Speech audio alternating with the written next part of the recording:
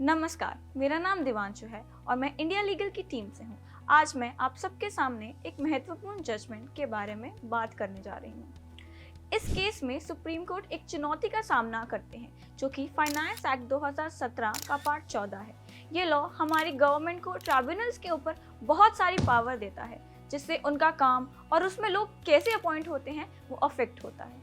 ये सब मद्रास और केरल के हाई कोर्ट में पिटिशन डालकर और कुदरत संधू के पीआईएल डालने से शुरू होती। इसकी सबसे बड़ी मुश्किल फाइनेंस एक्ट 2017 की चुनौती है और उनका हमारी जुडिशरी की इंडिपेंडेंस पर क्या प्रभाव पड़ेगा। मद्रास का हाई कोर्ट ऑर्डर करता है कि गवर्नमेंट एक इंडिपेंडेंट कमेटी बनाए जो कि ट्राइब्यूनल के काम की जांच कर सके।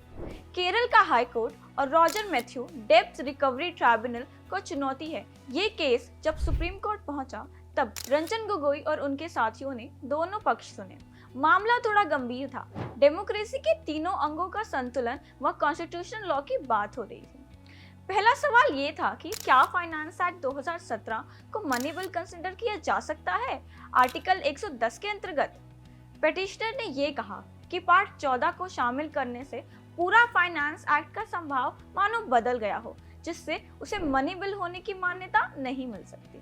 रिस्पोंडेंट ने आर्टिकल 110 सब क्लॉज 3 के अंतर्गत स्पीकर की सर्टिफिकेशन पर भरोसा किया और ये बताया कि प्रक्रिया के संबंधित मुद्दे को अदालत में लाने की जरूरत नहीं। कोर्ट ने सेक्शन 184 की कॉन्स्टिट्यूशनल वैलिडिटी को परखा, जिससे गवर्नमेंट को प्रोत्साहन मिला कि वो ट्राइब्यूनल मेंबर को गवर्न करने वाले रूल्स बनाए।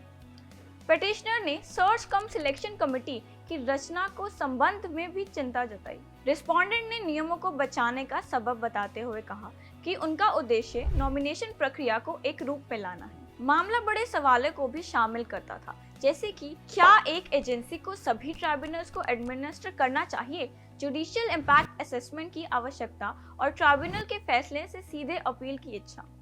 संभाल कर विचार किए जाने के बाद सुप्रीम कोर्ट ने तुरंत चिंताओं का समाधान किया और भविष्य के लिए सिद्धांतों का निर्धारण किया। अदालत ने फाइनेंस एक्ट को मनी बिल के रूप में क्लासिफाई करने का आइडिया एक बड़े बेंच की ओर रेफर किया।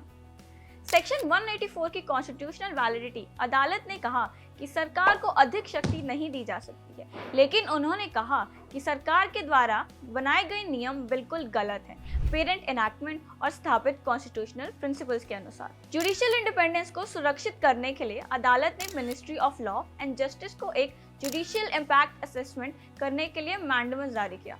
अदालत ने जुडिशियल इंडिपेंडेंस पर एनैक्टमेंट के प्रभाव को मूल्यांकन करने को बताया। अदालत ने यह भी निर्देश दिया कि सेंट्रल गवर्नमेंट को फाइनेंस एक्ट 2017 के संबंधित अपील्स को दोबारा विचार करे, जिसके अंतर्गत ट्राइब्यूनल्स के फैसले के विरुद्ध सीधे अपील्स को हटाने का प्रयास करे।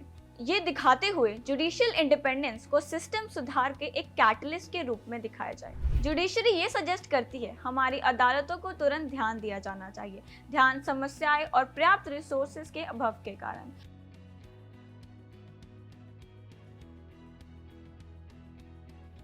अगर आपको इस केस के बारे में और जानना है तो कृपया कमेंट करें और सब्सक्राइब करें इंडिया लीगल।